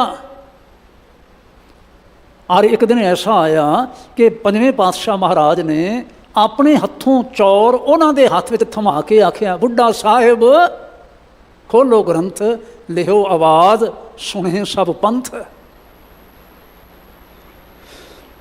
ਹੁਣ ਨਾ ਅਸੀਂ ਇਹ ਜਿਹੜਾ ਪਿਛੋਕੜ ਹੈ, ਜਦੋਂ ਅਸੀਂ ਇਉਂ ਵਿਚਾਰਾਂਗੇ ਨਹੀਂ ਤਾਂ ਸਾਨੂੰ ਗੁਰੂ ਨਾਨਕ ਸਾਹਿਬ ਜੀ ਦੀਆਂ ਬਖਸ਼ਾਂ ਦਾ ਅਹਿਸਾਸ ਨਹੀਂ ਹੋਵੇਗਾ। ਚੌਥੇ ਪਾਤਸ਼ਾਹ ਜੀ ਨੇ ਫਿਰ ਆਖਿਆ, ਖੱਤਰੀ ਬ੍ਰਾਹਮਣ ਸੂਦ ਵੈਸ ਉਪਦੇਸ਼ ਚੌਂ ਵਰਨਾ ਕੋ ਸਾਂਝਾ, ਗੁਰਮੁਖ ਨਾਮ ਜਪੈ ਉਦਰੈ ਸੋ ਕਲ ਮਹਿ, ਘਟ ਘਟ ਨਾਨਕ ਮਾਝਾ। ਅਤੇ ਪਹਿਲੇ ਪਾਤਸ਼ਾਹ ਜੀ ਨੇ ਖੁਦ ਆਖਿਆ, ਸਭ ਨਾਦ ਭੇਦ ਗੁਰਬਾਣੀ। ਸਾਡੇ ਨਾਲ ਪਿਆਰ ਕਰਨ ਵਾਲਿਆਂ ਨੂੰ ਜੋਗੀਆਂ ਦੀਆਂ ਸਾਧਨ ਦੀ ਕੋਈ ਜ਼ਰੂਰਤ ਨਹੀਂ ਹੈ। ਜਿਹੜਾ ਹੋਰ ਧਾਰਮਿਕ ਗਿਆਨ ਆਖਿਆ ਜਾਂਦਾ ਹੈ, ਵੇਦ ਸ਼ਬਦ ਦਾ ਅਰਥ ਹੈ ਗਿਆਨ, ਭਾਵੇਂ ਉਹ ਸਿਮਰਤੀਆਂ ਵਿੱਚ ਹੈ, ਸ਼ਾਸਤਰਾਂ ਵਿੱਚ ਹੈ, ਜਾਂ ਹੋਰ ਉਪਨਿਸ਼ਦਾਂ ਦੀਆਂ ਕਿਸੇ ਥਾਂ 'ਤੇ ਹੈ, ਕੋਈ ਜ਼ਰੂਰਤ ਨਹੀਂ ਹੈ। ਸਭ ਨਾਦ ਵੇਦ ਕਿੱਥੇ ਮਿਲ ਜਾਂਦਾ ਹੈ? ਗੁਰਬਾਣੀ। ਕਿਸ ਨੂੰ ਮਿਲਦਾ ਹੈ? ਮਨ ਰਾਤਾ ਸਾਰਿੰਗ ਪਾਣੀ, ਤਾਂ ਤੀਰਥ ਵਰਤ ਤਪ ਸਾਰੇ, ਗੁਰ ਮਿਲਿਆ ਹਰਿ ਨਿਸਤਾਰੇ। ਔਰ ਸਤਿਗੁਰੂ ਮਹਾਰਾਜ ਗੁਰੂ ਨਾਨਕ ਸਾਹਿਬ ਜੀ ਦੇ ਮਹਾਨ ਪਰਉਪਕਾਰ ਦੀ ਗੱਲ ਮੈਂ ਸਿਰਫ ਇੱਕ ਸੈਂਟੈਂਸ ਵਿੱਚ ਕਹਿ ਕੇ ਤੁਹਾਡੇ ਪਾਸੋਂ ਖਿਮਾ ਮੰਗਾਂਗਾ। ਬਾਕੀ ਵਿਚਾਰ ਵਿਆਖਿਆ ਫਿਰ ਕਦੀ ਆਪਾਂ ਇਤਿਹਾਸਕ ਤੌਰ 'ਤੇ ਜੋ ਹੋਈ ਆਪਾਂ ਕਰਾਂਗੇ। 1899 ਵਿੱਚ ਖਾਲਸਾ ਜੀ ਦੀ ਦੂਜੀ ਸਾਜਨਾ ਸ਼ਤਾਬਦੀ ਮਨਾਉਂਦਿਆਂ ਹੋਇਆਂ ਜਦੋਂ ਅਕਾਲ ਤਖਤ ਸਾਹਿਬ ਤੇ ਦੀਵਾਨ ਸਜਿਆ, ਇੱਕ ਮਹਾਨ ਵਿਦਵਾਨ ਜੋ ਆਇਰਲੈਂਡ ਦਾ ਰਹਿਣ ਵਾਲਾ ਸੀ ਮੈਕਾਲਿਫ, ਜਿਸ ਨੇ ਦਾ ਸਿੱਖ ਰਿਲੀਜਨ ਬੁੱਕ ਵੀ ਲਿਖੀ ਸੀ 6 ਕਾਲਮਾਂ ਦੇ 6 ਵੋਲੀਅਮਸ ਦੇ ਵਿੱਚ, ਉਸਨੇ ਇੱਕ ਗੱਲ ਚੇਤੇ ਕਰਵਾਈ, ਓਏ ਸਿੱਖੋ, ਮੈਂ ਤੁਹਾਨੂੰ ਯਾਦ ਕਰਵਾਉਣਾ ਚਾਹੁੰਦਾ, ਇਹ ਮਾਣ ਮੈਂ ਕ੍ਰਿਸਚੀਅਨ ਹਾਂ, ਬਾਵਜੂਦ ਇਹ ਮਾਣ ਮੇਰੇ ਪਾਸ ਨਹੀਂ ਹੈ, ਇਹ ਮਾਣ ਕਿਸੇ ਮੁਸਲਮਾਨ ਦੇ ਪਾਸ ਨਹੀਂ ਹੈ। ਸਾਰਿਆਂ ਦੀ ਗਿਣਤੀ ਕਰਕੇ ਕਹਿਣ ਲੱਗਾ, ਮੁੱਕਦੀ ਗੱਲ, ਕਿਸੇ ਕੋਲ ਇਹ ਮਾਣ ਨਹੀਂ ਹੈ। ਕਿਹੜਾ ਮਾਣ? ਕਹਿੰਦੇ ਨੇ ਜਿਹੜਾ ਮਾਣ ਤੁਹਾਡੇ ਕੋਲ ਹੈ। ਤੁਸੀਂ ਕਹਿ ਸਕਦੇ ਹੋ ਕਿ ਸ੍ਰੀ ਗੁਰੂ ਗ੍ਰੰਥ ਸਾਹਿਬ 1604 ਈਸਵੀ ਨੂੰ ਭਾਦਰੋਂ ਸੁਦੀ ਏਕਮ ਵਾਲੇ ਦਿਨ ਸ੍ਰੀ ਗੁਰੂ ਗ੍ਰੰਥ ਸਾਹਿਬ ਦੀ ਪੋਥੀ ਸਾਹਿਬ ਦੇ ਰੂਪ ਵਿੱਚ ਹਰਿਮੰਦਰ ਸਾਹਿਬ ਫਸਟ ਟਾਈਮ ਪ੍ਰਕਾਸ਼ਿਆ, ਜਿਹੜਾ ਪੰਜਵੇਂ ਪਾਤਸ਼ਾਹ ਜੀ ਨੇ ਆਪਣੇ ਹੁੰਦਿਆਂ ਸੁਣਦਿਆਂ ਲਿਖਵਾਇਆ ਭਾਈ ਗੁਰਦਾਸ ਜੀ ਦੇ ਪਾਸੋਂ। ਤੁਸੀਂ ਕਹਿ ਸਕਦੇ ਹੋ ਜਿਸ ਦੇ ਵਿੱਚ ਬਾਣੀ ਦਸਮ ਪਾਤਸ਼ਾਹ ਜੀ ਨੇ ਦਰਜ ਕਰਵਾਈ, ਫਿਰ 9ਵੇਂ ਸਤਿਗੁਰਾਂ ਦੀ। ਤੁਸੀਂ ਕਹਿ ਸਕਦੇ ਹੋ। ਕਹਿੰਦੇ ਕਿਸੇ ਨੂੰ ਪਤਾ ਨਹੀਂ ਗੀਤਾ ਕਦੋਂ ਲਿਖੀ ਗਈ ਹੈ, ਕਿਸੇ ਨੂੰ ਪਤਾ ਨਹੀਂ ਕੁਰਾਨ ਕਦੋਂ ਲਿਖਿਆ ਗਿਆ, ਕਿਸੇ ਨੂੰ ਕੋਈ ਪਤਾ ਨਹੀਂ ਇੰਜੀਲ ਕਦੋਂ ਲਿਖੀ ਗਈ, ਸਭ ਅਟੇ ਸਟਿਆਂ ਨਾਲ ਗੱਲਾਂ ਕਰਦੇ ਨੇ, ਤੋਰਾ ਕਦੋਂ ਲਿਖਿਆ ਗਿਆ, ਕਿਸੇ ਨੂੰ ਪਤਾ ਨਹੀਂ। ਤੁਹਾਨੂੰ ਪਤਾ ਹੈ ਗੁਰੂ ਗ੍ਰੰਥ ਸਾਹਿਬ ਕਦੋਂ ਲਿਖਿਆ ਗਿਆ, ਇਹ ਮਾਣ ਤੁਹਾਡੇ ਕੋਲ ਹੈ। ਤੁਹਾਡੀ ਬਾਣੀ ਕਦੋਂ ਲਿਖੀ ਗਈ, ਇਹ ਮਾਣ ਤੁਹਾਡੇ ਕੋਲ ਹੈ। ਕਹਿੰਦਾ ਇੱਕ ਗੱਲ ਮੇਰੀ ਹੋਰ ਧਿਆਨ ਰੱਖਿਓ ਜੇ, ਉਸ ਵੇਲੇ ਦੀ ਸਰਕਾਰੀ ਭਾਸ਼ਾ, ਸਰਕਾਰੀ ਬੋਲੀ ਫਾਰਸੀ ਸੀ। ਉਸ ਵੇਲੇ ਦੀ ਧਰਮ ਗ੍ਰੰਥਾਂ ਦੀ ਭਾਸ਼ਾ ਭਾਰਤ ਦੇ ਵਿੱਚ ਸੰਸਕ੍ਰਿਤ ਸੀ ਮੁੱਖ ਰੂਪ ਦੇ ਵਿੱਚ, ਲੇਕਿਨ ਗੁਰੂ ਨਾਨਕ ਸਾਹਿਬ ਨੇ ਨਾ ਸੰਸਕ੍ਰਿਤ ਅਪਣਾਈ ਨਾ ਫਾਰਸੀ ਅਪਣਾਈ, ਉਹਨਾਂ ਨੇ ਲੋਕ ਬੋਲੀ ਅਪਣਾਈ। ਖਾਸ ਤੌਰ 'ਤੇ ਪੰਜਾਬ ਵਾਲੇ ਜਿਸ ਬੋਲੀ ਨੂੰ ਸਮਝ ਸਕਦੇ ਨੇ, ਔਰ ਉਹਨੇ ਸ਼ਬਦ ਵਰਤਿਆ ਜਿਸ ਬੋਲੀ ਨੂੰ ਗਵਾਰਾਂ ਦੀ ਬੋਲੀ ਆਖਿਆ ਜਾਂਦਾ ਸੀ। ਵਾਹਿਗੁਰੂ, ਗਵਾਰਾਂ ਦੀ ਬੋਲੀ। ਹੁਣ ਇਸ ਦੇ ਅਰਥ ਤੁਸੀਂ ਆਪ ਕਰਿਓ ਜੇ। ਕਹਿੰਦੇ ਨੇ ਗੁਰੂ ਨਾਨਕ ਸਾਹਿਬ ਜੀ ਦੀ ਬਹੁਤ ਵੱਡੀ ਕੁਰਬਾਨੀ ਹੈ। ਸੰਸਕ੍ਰਿਤ ਵਾਲਿਆਂ ਨਾਲ ਵੀ ਆਂਢਾ ਲਾਇਆ, ਸਰਕਾਰਾਂ ਦੀ ਫਾਰਸੀ ਵਾਲਿਆਂ ਨਾਲ ਵੀ ਆਂਢਾ ਲਾਇਆ, ਲੇਕਿਨ ਇਹ ਸਾਰੀ ਬਾਣੀ ਰਚ ਕੇ ਤੁਹਾਡੀ ਝੋਲੀ ਵਿੱਚ ਪਾ ਦਿੱਤੀ। ਮੈਂ ਅੱਜ ਤੁਹਾਨੂੰ ਸਾਰਿਆਂ ਜੁੜਿਆਂ ਹੋਇਆਂ ਨੂੰ ਆਖਦਾ ਕਿ ਤੁਸੀਂ ਗੁਰੂ ਨਾਨਕ ਸਾਹਿਬ ਦੇ ਸਿੱਖ ਤਾਂ ਕਹਾਉਂਦੇ ਹੋ, ਕਿ ਤੁਹਾਨੂੰ ਸਾਰਿਆਂ ਨੂੰ ਗੁਰੂ ਨਾਨਕ ਸਾਹਿਬ ਜੀ ਦੀ ਬਾਣੀ ਪੜ੍ਹਨੀ ਆਉਂਦੀ ਹੈ? ਆਪਣੇ ਅੰਦਰ ਝਾਤੀ ਪਾਇਓ ਜੇ, ਆਪਣੇ ਪਰਿਵਾਰਾਂ ਵਿੱਚ ਝਾਤੀ ਪਾਇਓ ਜੇ, ਆਪਣੇ ਰਿਸ਼ਤੇਦਾਰਾਂ ਮਿੱਤਰਾਂ ਭਾਈਆਂ ਦੇ ਵਿੱਚ ਤੁਸੀਂ ਝਾਤੀ ਪਾਇਓ ਜੇ। ਸਾਰੇ ਗੁਰੂ ਨਾਨਕ ਸਾਹਿਬ ਜੀ ਦੀ ਬਾਣੀ ਪੜ੍ਹ ਲੈਂਦੇ ਨੇ, ਸਿੱਖਿਆ ਪੜ੍ਹ ਲੈਂਦੇ ਨੇ। ਉਹ ਜਿਹੜਾ ਸਿੱਖਿਆ ਪੜ੍ਹ ਹੀ ਨਹੀਂ ਸਕਦਾ, ਸੁਣ ਸੁਣਾ ਕੇ ਸਿੱਖ ਕਿੰਨਾ ਕੁ ਹੋਵੇਗਾ? ਉਹ ਉਸ ਦੀ ਸਿੱਖੀ ਤਾਂ ਅੱਜ ਵੀ ਗਈ, ਉਸ ਦੀ ਸਿੱਖੀ ਕੱਲ੍ਹ ਵੀ ਗਈ। ਮੈਂ ਅੱਜ ਜ਼ਰੂਰ ਫਿਰ ਚੇਤਾ ਕਰਵਾਉਣਾ ਚਾਹਾਂਗਾ, 484 ਵਰੇ ਹੋ ਗਏ ਨੇ ਸਤਿਗੁਰੂ ਮਹਾਰਾਜ ਗੁਰੂ ਨਾਨਕ ਸਾਹਿਬ ਜੀ ਨੂੰ ਇਸ ਜਗਤ ਤੋਂ ਕੂਚ ਕੀਤਿਆਂ ਹੋਇਆਂ। ਅਸੀਂ ਸਾਰੇ ਉਹਨਾਂ ਦੇ ਸਿੱਖ ਹਾਂ, ਸਾਨੂੰ ਸਾਰਿਆਂ ਨੂੰ ਧਿਆਨ ਕਰਨ ਦੀ ਲੋੜ ਹੈ। ਮੈਂ ਐਪਰੀਸ਼ੀਏਟ ਕਰਦਾ ਗੁਰਦੁਆਰਾ ਸਾਹਿਬ ਦੀ ਜਿਹੜੀ ਮੈਨੇਜਮੈਂਟ ਹੈ, ਜਿਹੜੇ ਗੁਰੂ ਗ੍ਰੰਥ ਸਾਹਿਬ ਜੀ ਦੀ ਸਟੱਡੀ ਦਾ ਤੇ ਸਾਰਾ ਕੁਝ ਤੋਰਦੇ ਨੇ। ਕੱਲ੍ਹ ਅਖੀਰਲਾ ਸੈਸ਼ਨ ਸੀ, ਫਰਦਰ ਫਿਰ ਉਹਨਾਂ ਨੇ ਕਰਨਾ ਹੈ। ਤੁਸੀਂ ਸਾਰੇ ਜੁੜੋ, ਸਮਝੋ ਗੁਰੂ ਗ੍ਰੰਥ ਸਾਹਿਬ ਜੀ ਕੀ ਨੇ, ਔਰ ਸਾਰਿਆਂ ਦੇ ਵਿੱਚ ਫੈਲਾਓ, ਪ੍ਰਕਾਸ਼ ਕਰੋ, ਦੱਸੋ ਸਾਰਿਆਂ ਨੂੰ। ਸਤਿਗੁਰਾਂ ਨੇ ਆਖਿਆ, ਮਹਾਰਾਜ ਨੇ, ਚੇਤਾ ਰੱਖਣਾ, ਇਕਸ ਬਿਨ ਨਾਹੀ ਦੂਜਾ ਕੋਏ, ਇੱਕ ਕਰਤਾਰ ਤੋਂ ਬਿਨਾਂ ਹੋਰ ਕੋਈ ਨਹੀਂ ਹੈ। ਜਾਂ ਕੀ ਦ੍ਰਿਸ਼ਟੀ ਸਦਾ ਸੁਖ ਹੋਏ, ਕੇਵਲ ਕਰਤਾਰ ਦੀ ਦ੍ਰਿਸ਼ਟੀ ਨਾਲ ਸਦਾ ਸੁਖ ਹੁੰਦਾ ਹੈ। ਸਾਜਨ ਮੀਤ ਸਖਾ ਕਰ ਏਕ, ਤੁਹਾਡਾ ਸੱਜਣ ਮਿੱਤਰ ਸਖਾ ਕੇਵਲ ਇੱਕ ਹੀ ਹੋਣਾ ਚਾਹੀਦਾ ਹੈ। ਹਾਰੇ ਹਾਰੇ ਅੱਖਰ ਮਨ ਮਹਿ ਲੇਖ, ਔਰ ਉਸ ਦੀ ਯਾਦ ਹੀ ਤੁਹਾਡੇ ਮਨ ਵਿੱਚ, ਤੁਹਾਡੀ ਸਿਮਰਤੀ ਵਿੱਚ, ਤੁਹਾਡੇ ਵਿਚਾਰ ਮੰਡਲ ਵਿੱਚ ਲਿਖੀ ਹੋਈ ਹੋਵੇ, ਟਿਕੀ ਹੋਈ ਹੋਵੇ। ਰਵ ਰਹਿਆ ਸਰਬੱਤ ਸੁਆਮੀ, ਔਰ ਉਹੀ ਹੈ ਜਿਹੜਾ ਸੁਆਮੀ ਰੂਪ 'ਚ ਹੋ ਕੇ ਸਾਰਿਆਂ ਵਿੱਚ ਰਵ ਰਿਹਾ ਹੈ, ਵਿਆਪਕ ਹੈ। ਔਰ ਉਸੇ ਦੇ ਹੀ ਗੁਣ ਗਾਵੈ ਨਾਨਕ ਅੰਤਰਜਾਮੀ, ਔਰ ਅਸੀਂ ਵੀ ਉਸ ਅੰਤਰਜਾਮੀ ਦੇ ਹੀ ਗੁਣ ਗਾਉਂਦੇ ਹਾਂ। ਇੱਥੇ ਨਾਨਕ ਦੇ ਕੱਕੇ ਨੂੰ ਔਂਕੜ ਹੈ, ਧਿਆਨ ਨਾਲ ਤੁਸੀਂ ਅਰਥ ਕਰਿਓ ਜੇ, ਅਤੇ ਪਿਆਰ ਨਾਲ ਆਖੋ। ਆਪਾਂ ਸਮਾਪਤੀ ਕਰੀਏ। ਮੈਂ ਪ੍ਰਬੰਧ ਦਾ ਮਾਣਯੋਗ ਸਿੰਘ ਸਾਹਿਬ ਹੋਰਾਂ ਦਾ ਸਭਨਾਂ ਦਾ ਹਾਰਦਿਕ ਤੌਰ 'ਤੇ ਧੰਨਵਾਦ ਕਰਦਾ। ਆਪ ਸਾਰੀਆਂ ਸੰਗਤਾਂ ਦਾ ਬਹੁਤ ਬਹੁਤ ਧੰਨਵਾਦ। ਜਪ ਮਨ ਮੇਰੇ ਗੋਬਿੰਦ ਕੀ ਬਾਣੀ, ਜਪ ਮਨ ਮੇਰੇ ਗੋਬਿੰਦ ਕੀ ਬਾਣੀ, ਮਨ ਮੇਰੇ ਗੋਬਿੰਦ ਕੀ, ਜਪ ਮਨ ਮੇਰੇ। ਇਹ ਪਾਵਨ ਬਾਣੀ ਜੋ ਸਾਡੇ ਸਨਮੁਖ ਹੈ, ਜਿਹੜੇ ਸਾਡੀ ਝੋਲੀ ਵਿੱਚ ਮਹਾਰਾਜ ਗੁਰੂ ਨਾਨਕ ਸਾਹਿਬ ਦਸੇ ਪਾਤਸ਼ਾਹੀਆਂ ਪਾ ਕੇ ਗਏ, ਇਸ ਬਾਣੀ ਨਾਲ ਜੁੜੀਏ ਅਸੀਂ ਸਾਰੇ, ਅਤੇ ਆਪਣਾ ਜੀਵਨ ਸਫਲ ਕਰੀਏ। ਸਾਰੇ ਸਮਾਜ ਵਿੱਚ, ਭਾਈਚਾਰੇ ਵਿੱਚ, ਸਾਰੇ ਸੰਸਾਰ ਦੇ ਵਿੱਚ ਇਸ ਬਾਣੀ ਨੂੰ ਫੈਲਾਈਏ, ਤਾਂ ਕਿ ਹੋ ਜਾਣ ਸਭਨਾਂ ਦੇ ਇਹ ਲੋਕ ਸੁਖੀਏ, ਪਰਲੋਕ ਸੁਹੇਲੇ। ਨਾਨਕ ਹਰ ਪ੍ਰਭ ਆਪੇ ਮੇਲੇ ਭੁੱਲਾਂ ਦੀ ਖਿਮਾ ਬਖਸ਼ਿਓ ਜੇ। ਚੜ੍ਹਦੀ ਕਲਾ ਵਾਲਿਆਂ ਦਾ ਤੇ ਸਭਨਾਂ ਦਾ ਧੰਨਵਾਦ। ਵਾਹਿਗੁਰੂ ਜੀ ਕਾ ਖਾਲਸਾ, ਵਾਹਿਗੁਰੂ ਜੀ ਕੀ ਫਤਿਹ।